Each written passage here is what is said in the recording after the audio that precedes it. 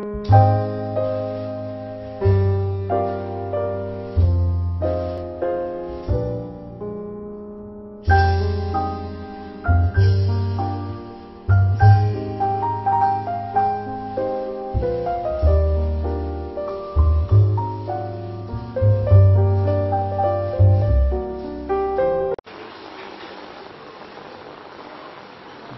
ரமண மகரிஷி அவர்களுடைய உள்ளது நாட்கள் இருந்து 8வது செய்யுள் நம்ம பார்க்கணும்.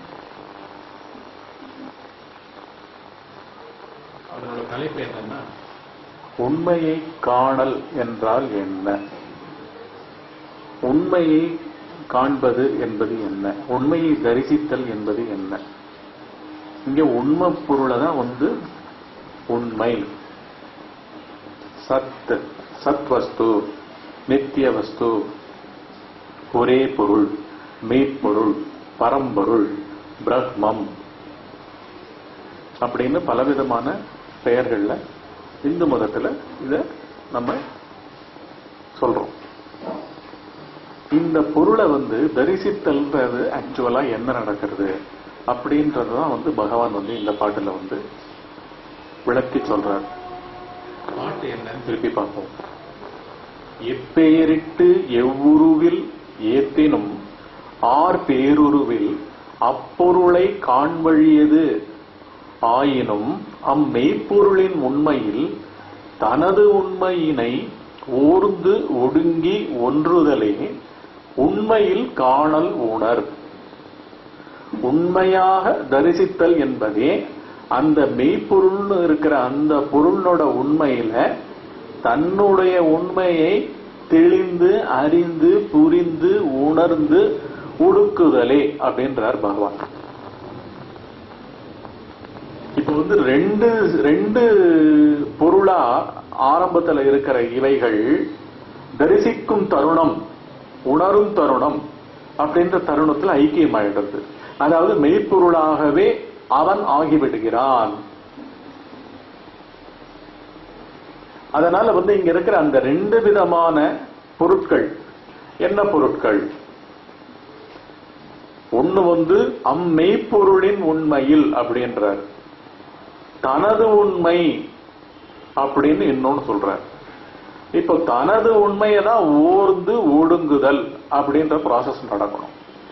இங்க தனது உண்மைன்ற உண்மை என்ன உண்மை, இங்க தனதுன்றது என்ன? இந்த இடத்துல நம்ம எந்த விதமான இந்த பௌதீக ஸ்தூல விஞ்ஞானங்கள் எல்லாம் சாராமல் நம்மளை நம்ம நேர நோக்கணும். நான்கு அமைப்பு இந்த பூமியில ஏதோ ஒரு கைண்ட் ஆஃப் ஸ்பீசிஸா நம்ம வடிவெடுத்து உயிர் பெடுத்திருக்கோம், பிறந்திருக்கோம், ஜனனம் எடுத்திருக்கோம். இந்த ஜனனம் எடுத்தது என்ன அமைப்பு? இதுதான் தனது உண்மை அப்படின்றது பகவான் இங்க மீன் பண்றது. நம்மளுடைய உண்மைகள் அப்படின்றதே நம்ம எங்க இதை காண முடியும்? நம்மளோட உண்மையே நம்ம அறிஞ்சிக்க கூடிய ஒரு நிலை எந்த நிலை? விழிப்பு நிலை. இந்த விழிப்பு நிலையில தான் நம்மளுடைய அனைத்து நடவடிக்கைகள், ஆக்டிவிட்டிஸ் அத்தனையும் இங்கதான் இருக்கு. இந்த ஆக்டிவிட்டிஸ்ல இருக்கிற இவன் எவன், இந்த பொருள் என்ன பொருள் அப்படின்ற இந்த உண்மையை நீ உணர் அப்படின்றார் பகவான். முதல்ல இதுக்கு என்ன நிலை நம்மளுக்கு அவைலபிளா இருக்கு? விழிப்பு நிலை. விழிப்பு நிலையில தோன்றியிருப்பவன் எவன்? விழிப்பு நிலையில எனக்கு என்னுடைய உடல் தெரிகிறது. என்னுடைய உடலாக என்னுடைய அப்படின்ற வித்தின் சிங்கிள் கொட்டேஷனோட நான் நானாக பாவிக்கும் இந்த உடல் ஒவ்வொருத்தரும் பார்க்கணும். இதுல 5 புலன்கள் இருக்கு, ஞான புலன்கள் இருக்கு, கர்மேந்திரியங்கள் சொல்ற 5 விதமான கர்மேந்திரியங்கள் இருக்கு. வாக்கு, பாணி, பாதம், வாயு, கஸ்தம் அப்படின்னுட்டு 5 விதமான கர்மேந்திரியங்களும் இங்க இருக்கு இல்லையா? சோ இவைகள் தான் தோற்றத்துக்கு விழிப்பு நிலையில வருது. இந்த புலன்களையும் இந்த உடலையும் தானாக அபிமானிக்கும் மனம். பகவான் ரமண மகரிஷி மனத்தை பலவிதமா பிரிச்சு பலவிதமான பெயர்கள் மூலமா அதை குறிப்பிட்டு இன்னொரு பாடல்ல சொல்றாரு. அது என்ன பாட்டுன்னா, சடவுடல் நான் இன்னாது சச்சித் துதியாது உடலளவாய் நான் ஒன்று உதிக்கும் இடையில் இது சிச்சட கிரந்தி பந்தம் ஜீவன் நுட்பமே அகந்தை சமுசாரம் மனம் எண் அப்படின்னு பலவிதமா இதை பிரிச்சு சொல்றாரு. எல்லாமுமே ஒன்றுதான் குறிக்கிறது. ஏதோ ஒன்று விழிப்பு நெறிகள் தோறும் எழுந்துக்கிறது, அவ்வளவுதான். எப்பேற்பட்ட ஒரு ஆராய்ச்சி மேற்கொண்டு இந்த ஞானிகள் எல்லாம் பண்றா பாருங்க. இப்போ நம்மளுடைய பௌதிக விஞ்ஞானத்துல உயிர்ப்புக்கு வந்திருக்கிறதெல்லாம் தான் லைஃப். லைஃப்னாலே என்ன அர்த்தம்னா அனிமேட் பண்ணணும், எல்லாம் அசைவுகளோட இருக்கணும். It should get animated. புல்லு பூண்டு தாவரங்கள்ல இருந்து அவைகளுக்கெல்லாம் நம்ம அறிவு இருக்கு, அவ்வளவுதான். ஆனா உயிர்ப்பு இருக்கு. ஆனா அந்த உயிர்ப்பை நம்ம மனுஷன் மதிக்கிறது கிடையாது. அதுவும் இந்த பௌதிக விஞ்ஞானத்துல அதுக்கு மதிப்பே கிடையாது, இல்லையா? அதே மாதிரி 5 அறிவு பிராணிகள் வரைக்கும் இருக்கு. மிருகங்கள்லாம் 5 அறிவு வரைக்கும் எல்லாம் இருக்கு. இந்த 5 அறிவுகளையும் நம்ம ஒருத்தர் எல்லாரும் மனுஷன் எக்ஸ்பிளாய்ட் பண்ணி சாப்பிடுறோம். நான் வெஜிடேரியன் சாப்பிடுறவாளும் இதுல அடக்கம். இந்த மாதிரி இதை மாத்திரம்தான், அதாவது இதுல இருந்து மனிதன் 6வது அறிவு ஆன புத்தியும் சேர்ந்து அமைப்பை கொண்ட மனிதனும் இதுல இருக்கான். இது இதுதான் உயிர்ப்போட தோன்றி இருக்கிறது. இங்க அனிமேஷன் சொல்லப்படுற நடவடிக்கைகளும் இங்க விவகரிக்கிற தன்மைகளும் கொண்டு மனம் கொண்டு உடல் கொண்டு வந்திருக்கிறது தான் உயிர்ப்புன்னு பௌதிக விஞ்ஞானத்தினுடைய கணக்கு. அதை பொறுத்த வரைக்கும், நம்மளுடைய வேதாந்தத்தை பொறுத்த வரைக்கும், சத்பொருளை பொறுத்த வரைக்கும், இந்த ஞானிகளுடைய மனப்பாங்கிலிருந்து பார்த்தோம்னா எல்லாமுமே உயிர் பொருளுக்குள் அடக்கம். வெற்றிடத்திலிருந்து எல்லாமுமே உயிர்ப்போட இங்க இருக்கு.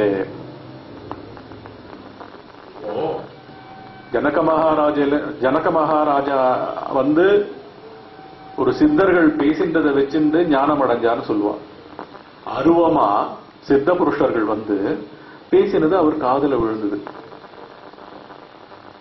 அதுல அவர் முழிச்சிட்டார். இந்த மாதிரி பல வகையான புராணங்கள்ல கதைகள் உண்டு. கனவுகள்ல தெய்வ காட்சிகள்லாம் அங்க கூட மெய்ஞானம் புகட்டுற மாதிரிலாம் நிறைய பேருக்கு நடந்திருக்கு. இங்க இந்த தோற்றத்தை தாண்டி அருவு வெளியிலேருந்து உண்மைகள்லாம் டிரான்ஸ்மிட் ஆயிட்டு இருக்கு.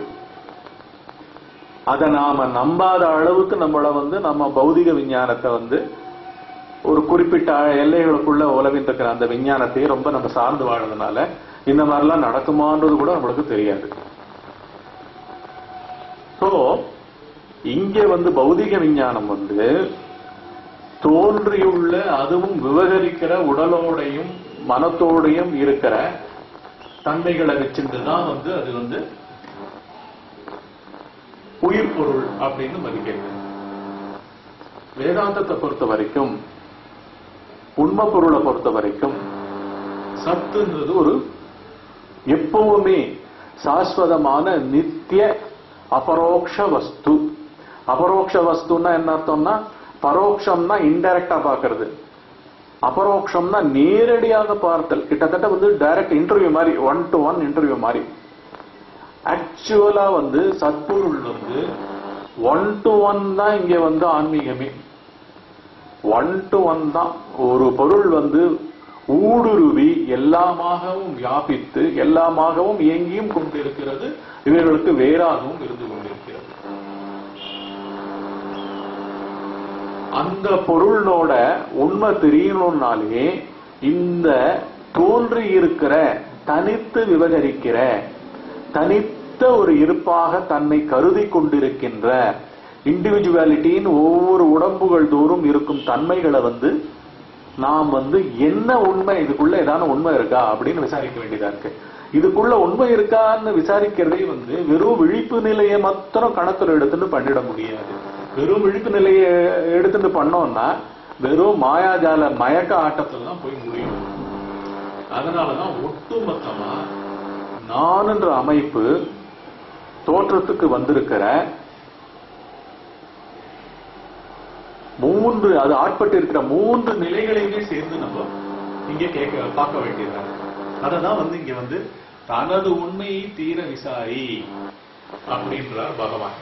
தனது உண்மையை தீர விசாரி அப்படின்னு இங்க அதுக்குதான் நான் இந்த விளக்கமா கொடுத்திருக்கேன். தனது உண்மையினை மெய்ப்பொருளின் உண்மையில் ஒடுக்குதல்ன்றதுதான் இங்க சாதகம்.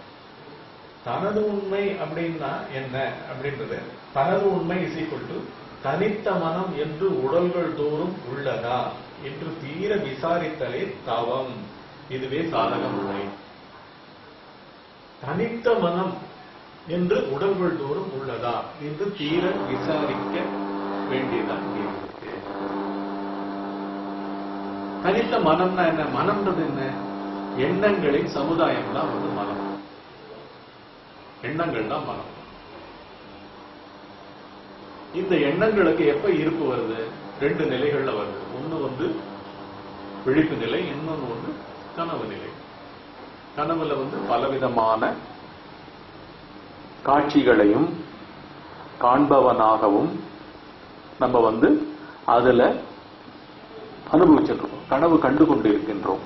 கனவு காணும் பொழுது கனவு ரொம்ப சத்தியமாக இருக்கிறது. அதே மாதிரி இங்க விழிப்பு நிலைக்கு விழிப்பு நிலையில எண்ணமே வாழ்க்கையாகவும் அதற்குள்ள தெரியும் காட்சிகளும் அந்த பாவங்களும் நவரச உணர்ச்சிகளும் இதுவே வாழ்க்கையாகவும் நாம உள்ளெல்லாம் என்ன பார்க்கிறோமோ அதான் ஆக்சுவலா வெளியே பார்க்கிறோம். இவ்வளவே தான் இங்க வாழ்க்கையா இருந்தது. விழிப்பு நிலையில உடல் மூலமா மனம் வெளியில போறதே வாழ்க்கையா இருந்தது. இங்கதான் சத்பொருளை பத்திய பேசுற மேலான விஞ்ஞானம், அதாவது மேலான ஆன்மீக நிலைகள், ஹையர் கான்சியஸ் லிவிங், அதாவது மேலான உணர்வு நிலைகள்.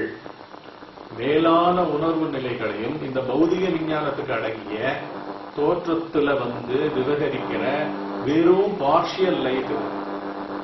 இந்த பார்ஷியல் லைஃப்ல உடல் வடிவம் எடுக்கிறோம். ஒரு குறிப்பிட்ட காலம் வரைக்கும் பிராரப்த கர்மங்கள்னு சொல்லப்படுற ஏதோ அனுபவித்தவர்கள் அனைவரும் தங்களுடைய பதிவுகளை இங்க வெளிப்படுத்துறதே வாழ்க்கையா இருந்திருக்கு. அப்புறம் ஒரு நாள் ஜீவன் இந்த உடல்ல இருந்து போயிடுது. இங்க ஜீவன்னாலும் ஒண்ணுதான், மனம்னாலும் ஒண்ணுதான். ஜீவன் மனம் ரெண்டுமே ஒரே வாழ்ந்தாங்க. அந்த மாதிரியா இங்க நடந்துருக்கு. இதுல இந்த விழிப்பு நிலை வாழ்க்கையில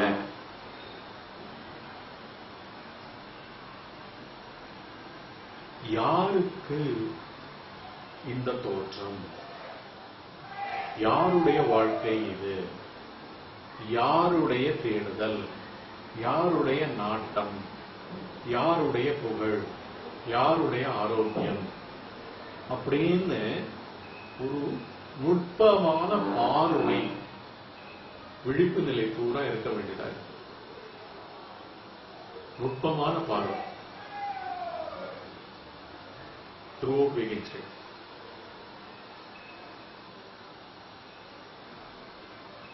காத்தால ஆழ்ந்த உறக்கத்திலிருந்து மனமானது உடல் உணர்வா, உடல் உணர்வு அப்படின்னு சொல்றதும் தாட்ஸ் தான்.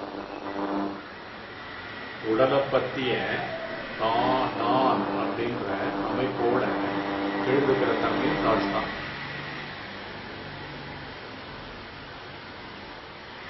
அத அந்த உடல் உணர்வு எழுந்த பிறகுதான் இங்க வாழ்க்கையே நம்ம வாழ ஆரம்பிச்சோம். இந்த விழிப்பு நிலை வாழ்க்கைன்றது என்ன?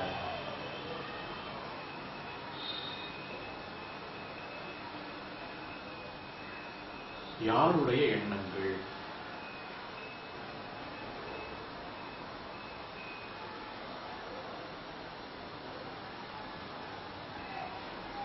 இந்த பார்த்தல் ஒரு மனத்தால சிந்திக்கப்படும் ஒரு கேள்வி அல்ல. அதை நம்ம ரொம்ப முக்கியமா உணரணும். மனத்தால சிந்திக்கப்படும் ஒரு கேள்வி அல்ல.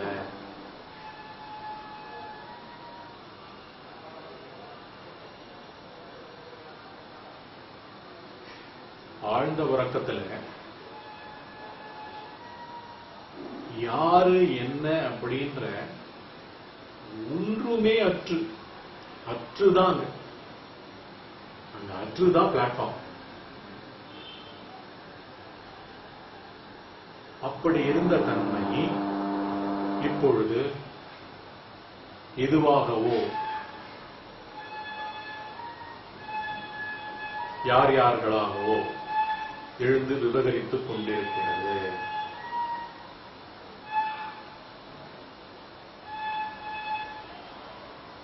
அங்க அமைதியே சொரூபமாகவும் ஆனந்தமே நிலைக்களமாகவும் எந்த விதமான பாதிப்புகளும் அற்று, எதை பற்றியும் எந்த நினைப்பும் அற்று, உணர்வும் அற்று. ஏன்னா மனமே எங்கேயோ சென்று ஒடுங்கி விடுகிறது. அப்பேற்பட்ட ஆனந்தமான அந்த நிலையிலிருந்து இங்க விழிப்பு நிலைக்கு போறோம். இப்ப விழிப்பு நிலையில தான் நம்மளுடைய அனைத்து ஆன்மீக சாதனங்கள் அனைத்துமே. அதனால்தான் இதை தீர விசாரிக்க ஆரம்பிக்கும் பொழுதே நிறைய தெளிவு வர ஆரம்பிக்கும். எழுந்துட்டவனை பற்றியதுதான் ஆன்மீகமே இந்த விளைவோட ஆக்சுவலா இது முடிஞ்சிடும். எழுந்துட்டவன் யாரு, தேடுபவன் யாரு, விவகரிப்பவன் யாரு, திட்டங்கள் தீட்டுபவன் யாரு, கஷ்டப்படுபவன் எவன், சந்தோஷப்படுபவன் எவன்,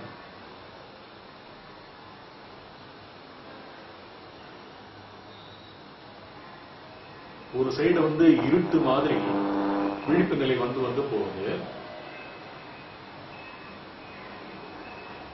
இன்னொரு சைடு ஒரே மனிதன் ஆழ்ந்த உறக்கத்துல தனது தனித்த இருப்புன்ற மனமே அற்று இருக்கும் பொழுது, ஆழ்ந்த நித்திரை காட்பட்டிருக்கும் பொழுது இன்பமயமான ஒரு பேரிருப்புக்குள்ள போயிடுறோம், இல்லாம போயிடுறோம். இந்த நான் வகையரா இல்லாம போகுது. இந்த நான் வகையரா, நான், என்னை, என்னால், என்னோடு, என்னுடன், எனக்கு, என்னுடைய, எண்ணில் அப்படின்ற இந்த அமைப்புகள் தான் விழிப்பு நிலை தோறும் வந்துட்டு எஞ்சியுள்ளது கனவுக்கும் போயிட்டு, கனவுலையும் விவகரிச்சுட்டு, அங்கேயும் சந்தோஷமும் துக்கமும் அவஸ்தைகளை பட்டுட்டு மறைஞ்சு போயிடும்.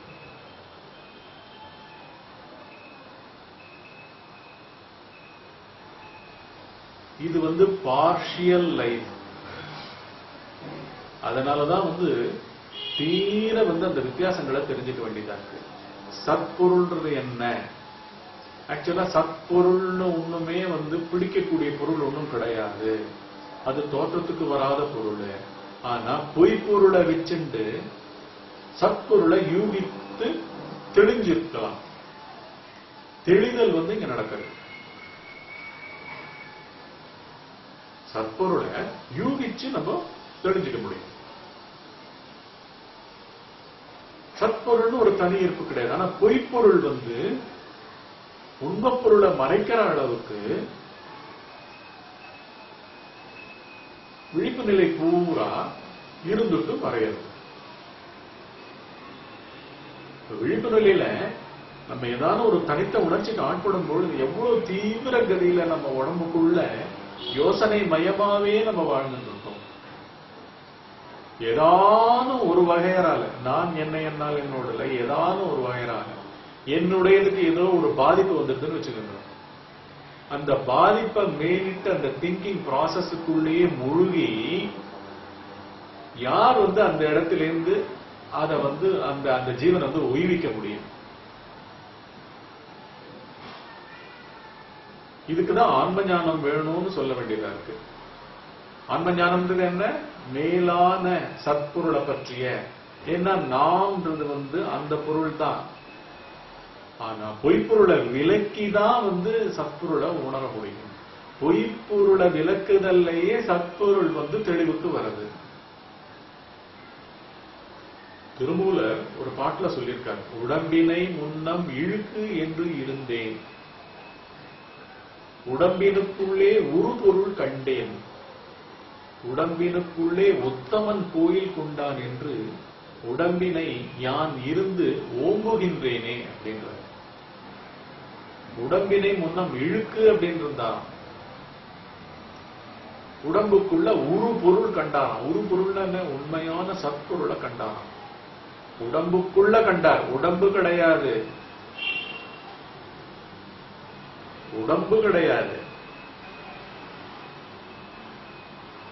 நாம கேட்டகரைஸ் பண்ற இரட்டைகள்ன்றதுல இன்ப துன்பம் இருக்கு. இன்ப துன்பங்களை எங்க அனுபவிக்கிறோம்? நாம ஒரு சந்தோஷத்தை எங்க அனுபவிக்கிறோம்? உள்ளுக்குள்ள அனுபவிக்கிறோம்.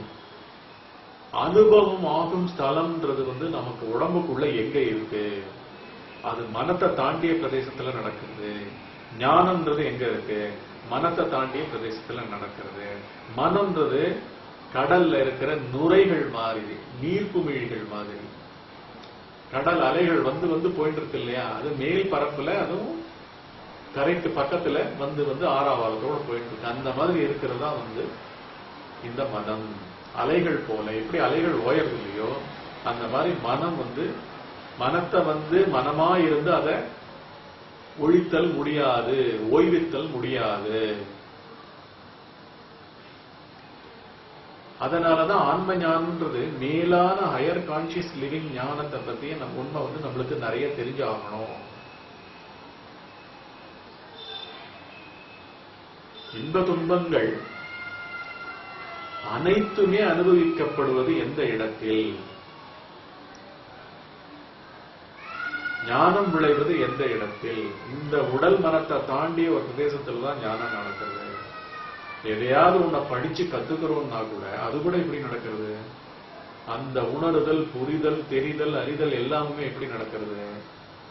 அதுவாகவே அந்த படிப்பாவே மாறிடும், அந்த பாடமாவே மாறி விடுகிறோம். அப்படியே அது உள்ள போகுது. எங்க போகுது? ஒரு தடவை ஆழ்ந்து உள்ள போனது என்றைக்குமே மறக்கப்படாது. எப்படி நீச்சல் தெரிஞ்சவங்களுக்கு நீச்சல் எத்தனை வருஷமானாலும் மறக்க முடியாதோ, சைக்கிள் ஓட்ட தெரிஞ்சவங்களுக்கு சைக்கிள் ஓட்டுதல் எப்பவும் மறைக்க முடியாதோ, அது உடலையும் தாண்டிய ஒரு பிரதேசத்துல ஞானமா போய் பதியது. அதே போன்றதுதான் இந்த பொய். இந்த தோற்றத்துக்கு வந்திருக்கிறவனுடைய அமைப்பை பத்தி தீர விசாரிச்சு தெளிதல்ன்றதும் அதுதான். இதுவும் ஒரு ஞானம். அதாவது பொய்ப்பொருள், இது பொய்ப்பொருள் திடமா உணர்ந்து தெளிதல் தான் இங்க நடக்கிற ஞானம்.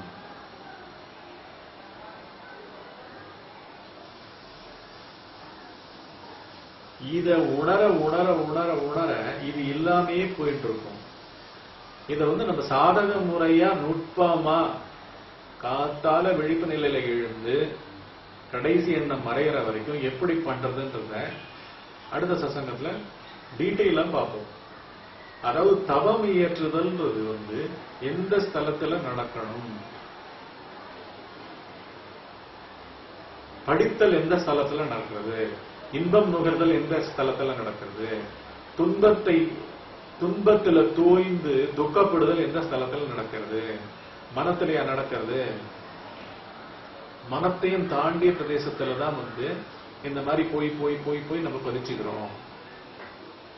அதனால இந்த மனமே போகின்ற வஸ்து. இந்த போகின்ற வஸ்துவனுடைய பொய்மையை பார்ஷியல் உணர்வு ஒவ்வொரு விழிப்பு நிலை தோறும் போயிட்டு இருக்கு. அந்த விழிப்பு நிலைகள்ல கூட நம்ம நிறைய தருணங்கள்ல சகஜ சமாதியிலையும் இருக்கும், நிறைய மற்ற சமயங்கள்ல மனமாகவும் வாழ்ந்து கொண்டிருக்கின்றோம். இந்த மனமாக வாழ்ந்து கொண்டிருக்கும் போது இந்த மனம் என்பது என்ன அப்படின்னு நல்லா அதை படிச்சு மனமற்றிருத்தல் என்ன அப்படின்றத உணரும் பொழுது அந்த ஸ்தலத்துலதான் எல்லாமே நடந்துருக்கு. இதை விட்டுட்டு, இந்த பொய் ஸ்தலத்தை விட்டுட்டு அந்த ஸ்தலத்துக்கு போறதுதான் வந்து தீர்த்த யாத்திரை, தீர்த்தஸ்தல யாத்திரை அப்படின்னு நம்ம வந்து யூஸ் பண்ணுவோம். தீர்த்தஸ்தலம்னா என்ன? கடந்த நிலையில் இருக்கும் ஒரு இடம். தீர்த்தம்னாலே என்ன? உணர்ந்தவர், கடந்தவர், கடந்த நிலையில் இருப்பவர் கொடுக்கும் ஜலம். ஜலத்தால தான் எல்லாத்தையும் சுத்தம் பண்ணுவோம். நம்ம குளிக்கிறதும் வந்து ஜலத்தால குளிக்கிறோம்.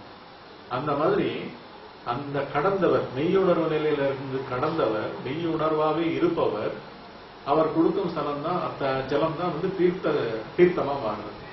கடந்தவர் வந்து தீர்த்தர். அந்த தீர்த்த ஸ்தலம் அப்படின்ற அந்த ஸ்தலமா மாறுறதுக்கு இந்த பொய்களை பத்திய ஒரு டீப்பான ஸ்டடி பண்றது பேர் தான் வந்து தவம். இதற்கு வந்து நீங்க வந்து எங்க பண்ணணும்? பிசிக்கலா ஒரு காடா வந்து இடம் இல்லவே இல்லை. நம்மளுடைய உள்ளம் தான், என்னுடைய மனம் தான்.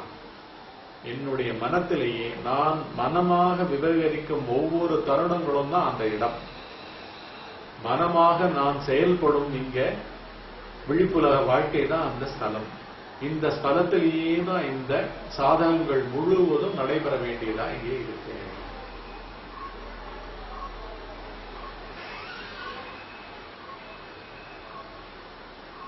தவம்ன்றது வந்து நான் காத்தால எழுந்து ஆபீஸ்க்கு என்ன ரெடி பண்ணிக்கிறேன்னா, எப்ப எழுந்துக்கிறேனோ, மனமா எழுந்துக்கிறேனோ, அந்த மனம் எழுந்துக்கிற இடத்துல எல்லாம் பண்ணப்பட வேண்டியதெல்லாம் தவம். என்ன பாவத்துல நான் தோய்ந்திருக்கேன், அதனாலதான் ரொம்ப இன்டென்ஸா பண்ண வேண்டியதா இருக்கு. இதுக்கு வந்து நம்ம வேலையை விட வேண்டியது இல்லை, குடும்பத்தை விட்டு போக வேண்டியது இல்லை, எந்த உறவுகளையும் இது பண்ண எல்லா மாற்றங்களும் வந்து என் மேல், எனக்குள், எனக்கு நடக்கப்பட வேண்டும். இதை நடத்துற ப்ராசஸ் தான் தவம். அதுக்கு நிறைய விதமான, கண்ணை மூடி பண்ணா அது தியானம், கண்ணை திறந்துட்டே இது பண்ணா விசாரம் பிளஸ் தவம். விசாரம்னா ஒரு டீப் ஸ்டடி. டீப் ஸ்டடினா என்ன? அப்படியே அதுவாகவே மாறி விசாரித்தல், அதுவாக ஆகி விசாரித்தல், உணர்ச்சிகள் அனைத்தையும் விசாரித்தல், எல்லா உணர்ச்சிகளையும் விசாரித்தல், எல்லா உணர்ச்சிகளுடன் இரண்டரை இருந்து கவனித்தல். ஏன்னா நீங்க நாம் அடையணும்னு நினைக்கிறது வந்து அந்த கடந்த நிலையான தீர்த்த ஸ்தலத்தை நம்ம அடையணும். இதுதான் புண்ணிய யாத்திரை, இதுதான் தீர்த்த யாத்திரை. எப்படி எப்படி பண்ணணும் அப்படின்றதையும் வந்து பகவான் இந்த ரெண்டு ஒப்பிடுதல்கள் மூலமாகவே அனைத்தையும் வந்து நமக்கு பிரிச்சு கொடுத்துட்டார். அதாவது நீ பண்ண வேண்டியதை நீ உணர்ந்துக்கோ. ஆனா தத்துவம் இதுதான். பொய் பொருள் தனது இன்மையை உணர்ந்து மெய்ப்பொருளோட இரண்டரை கலந்தது தான் வந்து உண்மையில் காணல் அப்படின்ற தத்துவத்தை பத்திரம் கொடுத்துட்டாரு. இப்போ செய்முறைன்னு சொல்லப்படுற சாதக முறைய நம்ம டீட்டெயிலா நம்ம தான் வந்து யூகித்து எப்படி கையாண்டு கொண்டு வருது அப்படின்றத நம்ம தான் பண்ணணும். அதை பத்தி டீட்டெயிலா அடுத்த செஷன்ல பார்ப்போம்.